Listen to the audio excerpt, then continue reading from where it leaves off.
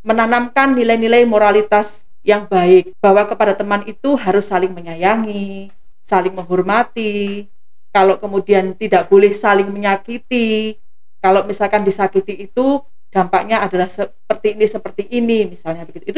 Itu ditanamkan kepada anak sejak dini. Bincang-bincang Sobat KPAI. Welcome back to podcast KPAI. Sobat KPAI dimanapun Anda berada, bertemu lagi dengan saya Akang Ilham, menemani Sobat KPAI dalam bincang-bincang perlindungan anak. Ya, di podcast kali ini kita sudah menghadirkan salah seorang narasumber yang luar biasa. Beliau sudah lama fokus di isu perlindungan anak. Dan juga beliau sebagai komisioner Komisi Perlindungan Anak Indonesia di Subkomisi Pemenuhan Hak Anak. Kita sambut dengan meriah Ibu Margaret Aliatul Maimunah. Apa kabar Bu Margaret? Semangat pagi Bu. Semangat dong, masih lama aja semangat. Ini kalau nggak salah kedua kalinya ya Bu, Ya, Ibu Mas. hadir di podcast KPAI. Ya, Mudah-mudahan nggak bosan ketemu saya terus nih Bu. enggak lah. Baik Bu, kali ini akan membahas satu isu yang memang dianggap sepele Bu, tapi berbahaya. Kadang kita tidak sadar kita sudah melakukan itu, nggak ngeh gitu ya, Sobat KPAI. Isunya adalah bullying nih Bu. Nih Ya. lagi ramai juga tentang bullying ya Bu ya. Kalau boleh tahu Bu, mungkin ada Sobat KPAI yang sudah tahu, tapi juga ada Sobat KPAI yang belum tahu. Apa sih si bullying itu gitu kan? Nah untuk itu saya ingin bertanya ke Ibu nih, pertanyaan pertama, apa sih Bu bullying itu Bu? Terima kasih Mas Ilham. Memang tidak banyak masyarakat atau mungkin Sobat KPAI juga yang paham bullying itu apa ya. Mungkin sebagian dari mereka itu kenalnya adalah perundungan. Perundungan Jadi ya? kalau dalam bahasa Indonesia itu bullying adalah perundungan. Apa sih perundungan itu? Perundungan itu adalah penindasan atau kekerasan yang pelakunya itu bisa satu orang, bisa sekelompok orang yang memang mereka lebih berkuasa atau lebih kuat gitu ya. Kemudian melakukan kekerasan atau penindasan itu secara berulang-ulang dengan tujuan memang untuk menyakiti si korban. Itu yang dinamakan dengan bullying atau Jadi berulang-ulang ya Bu ya? berulang-ulang. Kemudian apa yang memiliki dampak yang luar biasa bagi korbannya juga mungkin ya? Pasti. Oke Bu, itu yang tadi bullying ya? Ya. Ya, kalau bentuk sendiri, bentuk bullying itu Bu, Nah, apa aja sih Bu? kalau misalkan dari tindakan penindasan atau kekerasannya ya Mas Ilham ya, kita bisa membagi bahwa ada bullying yang dalam bentuk fisik. Oke. Jadi penindasan atau kekerasan yang dilakukan oleh pelaku itu emang bentuknya fisik. Misalnya meninju, menendang, mencubit, misalnya ya, memukul, itu adalah bentuk-bentuk yang secara fisik gitu. Oke, fisik. Tetapi ada juga yang kemudian bullying itu secara verbal, melalui kata-kata penghinaan, meremehkan, merendahkan, gitu ya, mengolok-olok, itu secara verbal. Jadi memang bisa dalam dua bentuk itulah kira-kira yang kemudian paling mudah untuk mengidentifikasi bentuk-bentuk bullying itu seperti apa. Oke, bisa dikategorikan menjadi dua ya Bu, fisik dan Atau verbal ya Bu ya. Ya.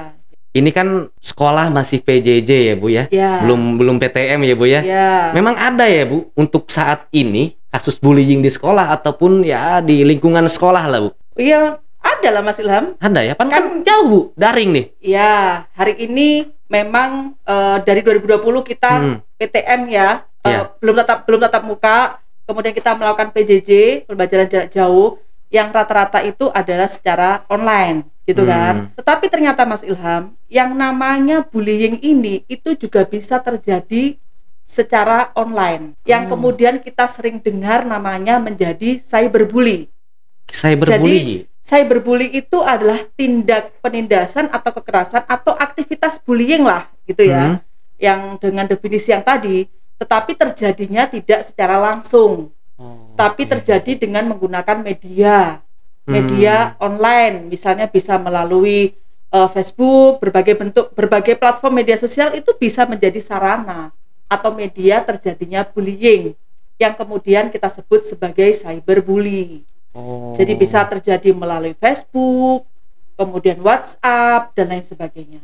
Itu yang kemudian kita namakan cyberbully. Dan hari ini meskipun tidak PTM gitu ya, meskipun belajar secara online, Tetapi bullying pun masih terjadi karena kebanyakan terjadi melalui cyber. Tidak perlu bertemu secara langsung nih antara pelaku dengan korban. Itu Mas Ilham. Kalau memang sebelum-sebelumnya marak terkait dengan bullying secara langsung, sekarang pada saat pandemi, kemudian dengan kecanggihan teknologi bergeser menjadi cyberbullying ya Bu ya? Iya. Kalau boleh tahu Bu Margaret, emang perbedaannya apa Bu? Bullying dengan cyberbullying? Jadi memang Mas Ilham tidak sepenuhnya sama gitu ya. Persamaannya adalah sama-sama ada aktivitas bullyingnya, aktivitas penindasan atau kekerasan yang dilakukan. Kemudian sama-sama ada dampaknya. Bullying ini berdampak loh kepada korban dengan dampak yang bermacam-macam. Nah, itu dampaknya bisa sama. Meskipun terjadi melalui cyber, tidak terjadi secara langsung, tapi itu bisa menimbulkan dampak yang sama. Itu persamaannya. Nah, perbedaannya adalah kalau bullying itu terjadi secara langsung. Artinya apa? Antara pelaku dengan korban itu ketemu langsung. Terjadi, apakah itu dalam bentuk verbal atau dalam bentuk fisik. Itu terjadi. Tapi kalau kemudian terjadi secara langsung, ketemu secara langsung pelaku dengan korban, dan dampak fisik, kalau kemudian itu bullyingnya adalah bullying fisik gitu ya, itu bisa langsung terlihat. Misalnya bekas tonjokan, bekas tendangan, bekas tinju, bekas pukulan, itu bisa kelihatan secara langsung. Langsung jelas ya Bu, terlihat ya. Itu kalau bullying yang terjadi secara langsung. Kalau cyberbully itu tidak terjadi secara ketemu langsung antara pelaku dengan korban, tapi ada aktivitas bullyingnya. Tapi tentu ini lebih banyak adalah dalam bentuk verbal. Kalau nonjok kan nggak bisa, gimana melalui cyber kemudian nonjok atau ninju kan nggak bisa. Sehingga kemudian dampak langsung kalau dalam bentuk fisik memang nggak ada. Tetapi bullying ini tetap ada karena dalam bentuk verbal. Rata-rata dalam bentuk verbal, dan meskipun verbal jangan diremehkan Mas Ilham. Bahaya ya Bu ya? Dampaknya pun tetap bisa dirasakan oleh korban. Sama-sama mengalami dampak yang sama nih secara psikis. Kira-kira begitu. Walaupun nggak ketemu, tapi cyberbullying juga bahaya ya Bu ya? Iya, bahaya banget. Karena apa? Kalau ketemu secara langsung kan paling bullying terjadi di sekolah. Atau dengan teman bermain. Artinya kita tahu nih, waktu jam sekian sampai jam sekian. Tapi kalau cyberbully, 24 jam. Kapanpun bisa terjadi. Gitu ya. Dan kemudian pelakunya belum tentu orang yang kita kenal. Kalau bullying kan udah jelas. Paling teman sekolah, teman main, gitu-gitu ya. Tapi kalau cyberbully, itu bisa orang yang tidak kenal. Artinya misalnya bahkan pelaku dengan korban itu berbeda tempat atau lokasi. Misalnya korban di Jakarta, pelaku di Jawa Timur, gitu ya. Itu sangat mungkin. Mereka kenal, belum tentu mereka kenal. Itu yang kemudian menjadi bisa dikatakan agak sedikit berbahaya nih cyberbully. Karena siapapun orang itu bisa menjadi pelaku. Bahkan tidak kenal pun bisa jadi pelaku. Dengan rentang waktu yang tidak tahu dan tidak terdeteksi kapan. Selama 24 jam ketika anak mengakses secara online, itu berarti menjadi rentan, menjadi korban gitu ya. Atau mungkin menjadi pelaku dari cyberbully. Ya, artinya dampaknya juga sama ya, bahkan lebih mungkin. Karena nggak tahu waktu, kapanpun bisa, nggak harus ketemu gitu ya Bu. Kalau bentuk cyberbullying tersendiri Bu, itu seperti apa? Apakah memang kita sebagai, saya sebagai misalkan korban gitu, saya update status, atau memang seperti apa Bu? Ya, bentuknya macam-macam. Misalnya dengan cara kita nge-share atau post hal yang tidak disukai dari teman kita, atau atau itu kalau dalam posisi kenal. Misalkan kita tahu nih, gambar ini adalah gambar yang jelek banget dari teman kita. Kita mau mempermalukan dia. Atau sengaja nih mau, nah itu kita bisa, itu bagian dari salah satu bentuk cyberbully. Misalnya mengolok-olok, mungkin ada kasus dulu siapa tuh yang TikTok itu, ingat nggak Mas Ilham, yang TikTok Bowo. Bowo itu kan banyak mengalami bullying waktu itu ya, oleh banyak orang, padahal orang-orang itu belum tentu kenal sama Bowo gitu. Artinya seperti yang tadi saya katakan, bisa jadi lokasi berbeda, bisa jadi nggak kenal. Tapi ketika jari ini nggak bisa dikendalikan, langsung komen dengan komen yang sengaja menyakitkan, menyudutkan, yang memang sengaja mengolok-ngolok. Nah, itu adalah bagian dari cyberbully. Bisa jadi tidak menutup kemungkinan bahwa cyberbully itu pelaku dan korban kenal Mas Ilham. Mungkin satu sekolah misalnya ya. Tapi kemudian ada kasus yang itu dibawa ke cyberbully, dibawa ke cyber. Misalnya satu orang mengalami bullying oleh banyak temannya gitu ya, kemudian di-share di medsos misalnya seperti itu. Atau mungkin kasus yang agak rame nih, yang seorang siswa mengalami bullying dari gurunya. Oh iya Nah, Bu. ini kan juga salah satu contoh bahwa praktek bullying itu tidak selalunya terjadi dengan pelaku dan korban yang selevel. Justru kan kalau mengacu pada definisi yang tadi, itu dilakukan oleh satu orang atau sekelompok orang yang memang lebih berkuasa atau lebih kuat gitu kan. Kemudian untuk melakukan penindasan atau kekerasan terhadap korban gitu. Iya.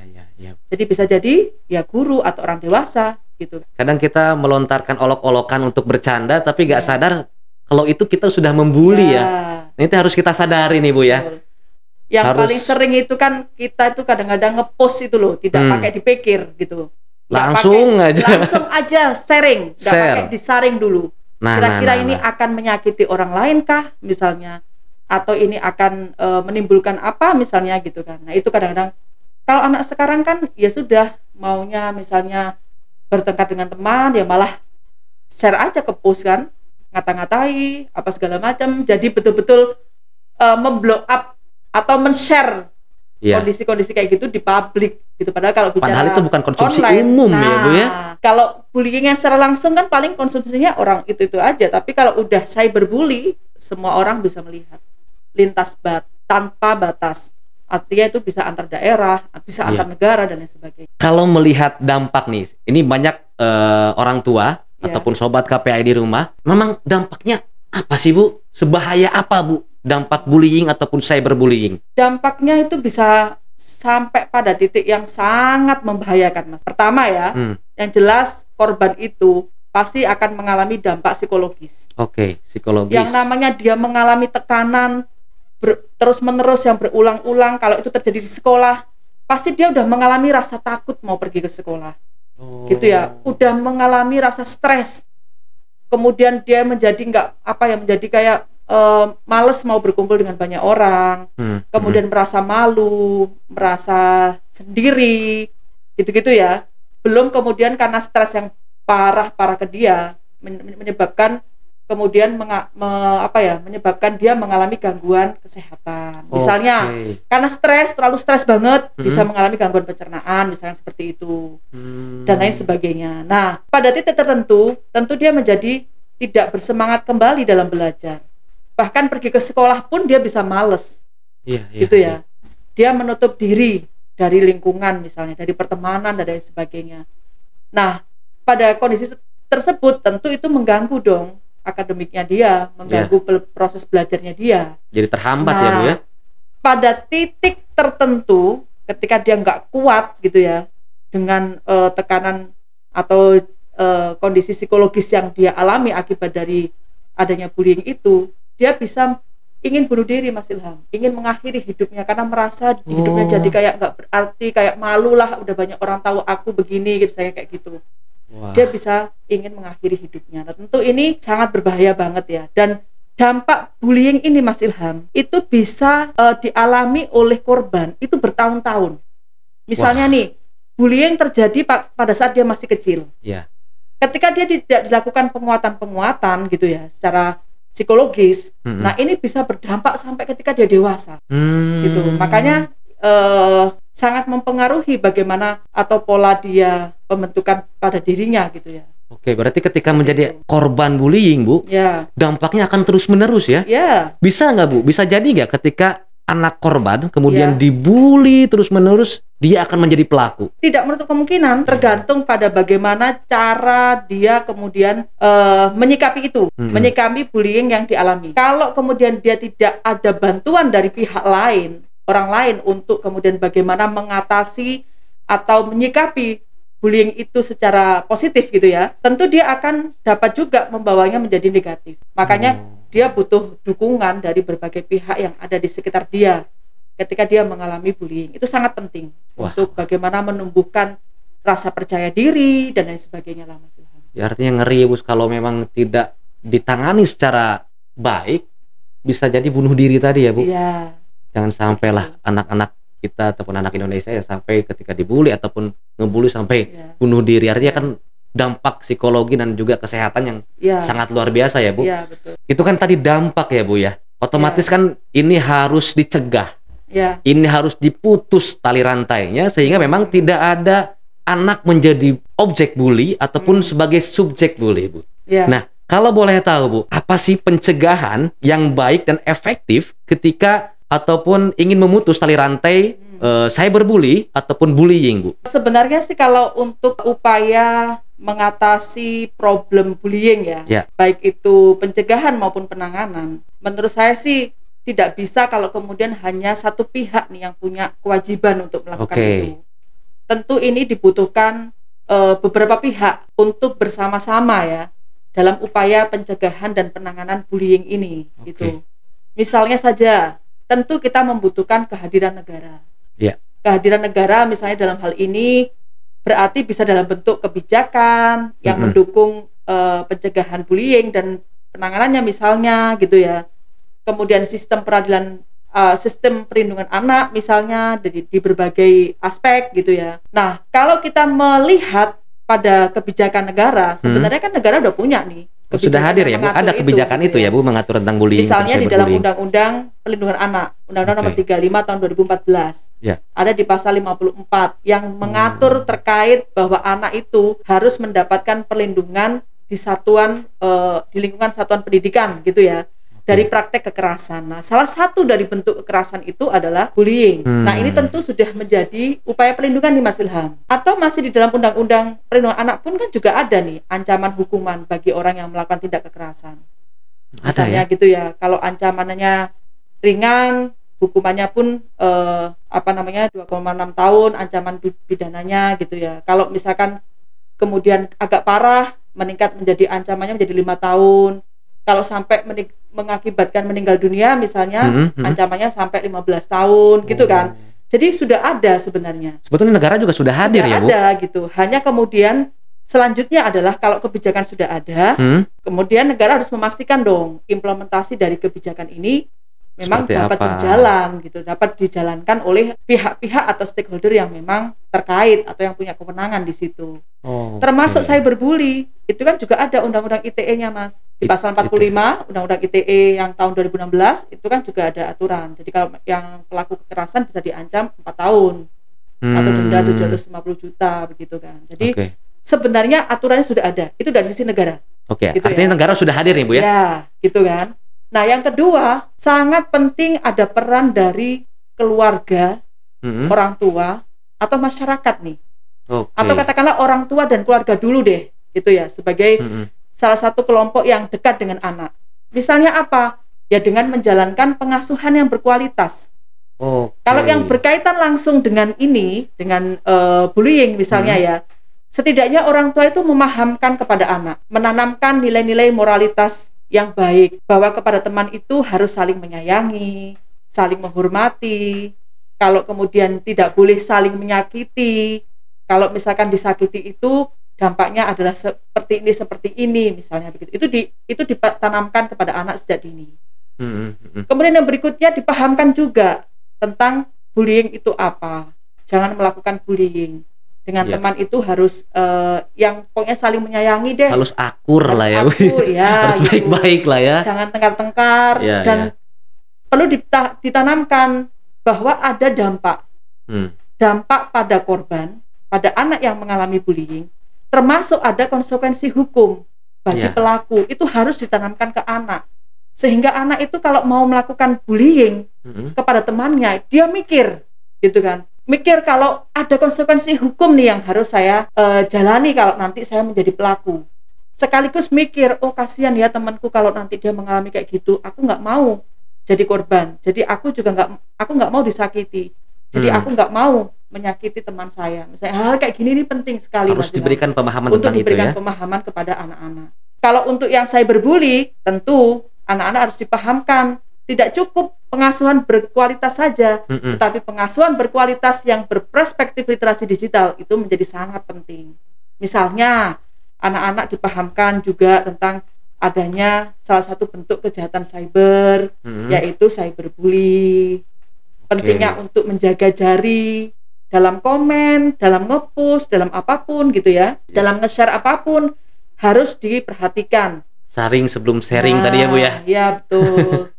think before you share. Berpikir dulu sebelum men-share ya. Share apapun. Apakah menyakiti orang lain, apakah menimbulkan orang lain seperti apa, itu harus dipikirkan. Harus dipikirkan terlebih dahulu. Jadi anak-anak harus diajari. Termasuk ada ancaman loh, konsekuensi hukum. Bagi kita kalaupun tidak mampu menjaga jari kita ini. Jangan ikut-ikutan, temennya komenin satu orang di grup misalnya yang lagi viral, nggak usah, karena itu bagian dari bentuk cyberbullying gitu kan. Kalau dulu kan ada mulut adalah harimau gitu, sekarang jari adalah harimau ya Bu ya? Iya, bisa jadi begitu. Yang berikutnya Mas Ilham, yang tidak kalah penting adalah peran dari orang-orang yang ada di lingkungan terdekat dengan anak. Misalnya sekolah dalam hal ini, karena sekolah kan juga menjadi banyak ya kasus bullying atau perundungan yang terjadi di sekolah kan banyak. Nah, ini juga perlu adanya upaya dan strategi pencegahan atau penanganan yang harus dilakukan oleh pihak sekolah. Misalnya nih Mas Ilham, dan sekarang saya kira sudah mulai banyak dilakukan karena beberapa kali saya diminta untuk mengisi. Jadi sekolah ini membentuk kayak tim khusus. Saya nggak tahu nih apakah tim satgas atau apa namanya, tapi ada tim khusus yang dibentuk di sekolah yang isinya adalah para siswa dalam komando atau arahan bimbingan dari para dewan guru. Tim ini itu melakukan sosialisasi tentang atau istilahnya melakukan gerakan stop bullying, kira-kira begitulah. Jadi mensosialisasikan kepada anak-anak siswa atau teman-teman siswa atau adik kelasnya gitu ya, terkait dengan bullying itu apa, cyberbully apa, dampaknya kayak gimana, kemudian bahayanya seperti apa, konsekuensi hukumnya seperti apa, kalau mengalami harus lapor kemana. Jadi dibentuk sistemnya. Jadi di sekolah itu ada satu wadah khusus atau yang menjadi tempat di mana ketika anak mengalami bullying itu bisa mengadu ke situ. Termasuk kemudian melakukan pendampingan atau upaya-upaya pada korban tergantung pada situasi dan kondisi korban.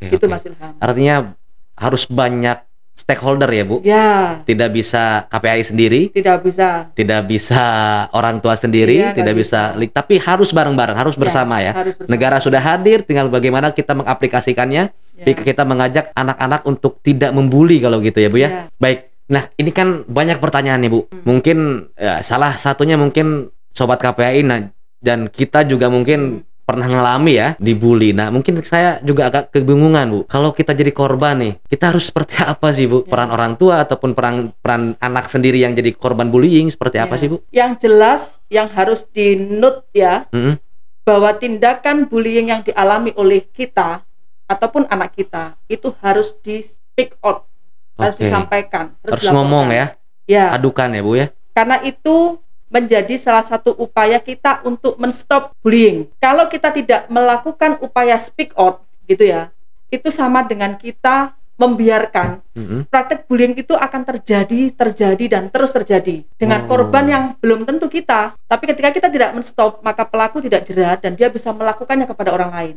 Maka speak out ini menjadi sangat penting. Yang gitu pertama harus ngomong dulu, adukan dulu, laporkan dulu ya Bu ya. Harus dilaporkan. Ke siapa Bu? Orang tua? Siapapun yang anak ini nyaman. Kalau dia merasa atau punya kepercayaan. Misalnya kalau dia merasa nyaman bercerita atau melaporkan ke orang tua, laporkan ke orang tua. Laporkan. Kalau merasa takut dengan orang tua, merasa nyaman dengan teman, adukan ke teman. Kalau misalkan merasa nyaman dengan guru, laporkan dan sampaikan ke guru. Kemudian bagaimana dengan orang tua atau guru misalnya? Tidak semua korban bullying itu Mas Ilham, mereka berani melaporkan. Memang dalam kondisi tertentu mereka tertekan, mereka takut, mereka khawatir. Kalau lapor nanti dia semakin dibully, mengalami kondisi lebih parah misalnya, maka dia memilih diam. Tetapi kemudian dia mengatasi dengan cara dia sendiri kan, praktek bullying yang dialami. Sehingga disinilah kemudian penting orang tua dan guru itu mampu membaca. Ada perubahan nggak sama anak atau siswanya ini? Misalnya dia menjadi malas sekolah, menjadi lebih pendiam, sering murung, sering kelihatan kayak orang takut, kayak gitu-gitu Mas Ilham.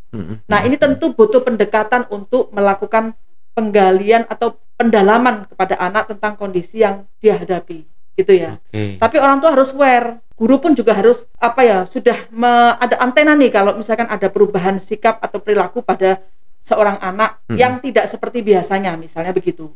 Nah pada orang tua yang anaknya mengalami bully, jangan kemudian malah marahin, misalkan begitu. Atau kemudian merasa malu terus malah membuat si anak menjadi lebih parah kondisinya. Tetapi sebaiknya adalah gali anak secara lebih dalam supaya dia bisa bercerita tentang apa yang dia alami. Setidaknya itu meringankan dia, bebannya dia. Kemudian yang berikutnya adalah kasih dia semangat, bangunkan kepercayaan dirinya dia, bahwa hidupnya itu nggak berakhir dengan hanya mengalami kondisi seperti itu. Bahwa hidupnya, masa depannya masih panjang yang harus dia terus capai cita-citanya misalnya. Kemudian yang berikutnya adalah apa yang menjadi problem atau semacam dampak dari bullying yang dialami. Misalnya, oh anak ini masih butuh untuk seseorang yang mampu mendorong kepercayaan diri. Orang tua mungkin belum cukup, mungkin butuh kehadiran orang ketiga. Apakah cukup dari pihak sekolah atau orang yang memang punya kewenangan khusus nih di sini, gitu ya, untuk melakukan pendampingan psikologis kepada anak. Nah, kalau memang itu yang dibutuhkan, penuhi, gitu kan. Artinya anak ini masih dalam kondisi yang betul-betul stres banget, maka dia butuh penguat. Kalau kita nggak bisa menjadi penguat sendiri sebagai orang tua, hadirkan orang lain untuk membantu mendorong semangat dan kepercayaan diri si anak. Artinya bangkitkan dari semangat anak ini ya Bu ya. Yang sampai berikutnya lihat apa dampak lain. Apakah ada dampak secara fisik? Kalau ada dampak secara fisik, tentu dia butuh yang namanya akses layanan kesehatan terkait bawah untuk menyelesaikan kondisi ini. Jadi tergantung pada bagaimana kondisi si anak. Tapi yang jelas bahwa anak juga harus diajari bahwa praktek bullying yang dia terima itu tidak harus kemudian melakukan pembalasan. Ajak anak untuk menyikapi secara positif kondisi yang dia alami. Seperti itu Mas Ilham, saya kira. Artinya banyak hal yang harus ketika menjadi bullying, laporkan dulu, adukan dulu gitu. Jangan takut ya Bu ya. Jangan takut untuk berbicara. Mungkin terakhir Bu Margaret, ada nggak Bu kesan ataupun pesan yang Ibu sampaikan kepada Sobat KPAI untuk ajakan stop bullying atau seperti apa Bu? Kita semua emang harus bergandengan tangan untuk melakukan upaya-upaya pencegahan ataupun penanganan tindak bullying. Tapi yang jelas kita harus pahamkan kepada masyarakat, terutama anak-anak, para pemuda, bahwa salah satu bentuk upaya untuk men-stop bullying adalah laporkan dan sampaikan bullying yang kamu alami. Atau bullying yang dialami oleh temanmu, harus berani untuk disampaikan. Dan saya kira kita semua memang harus memperbanyak untuk saling menyayangi, saling menghormati dengan sesama teman.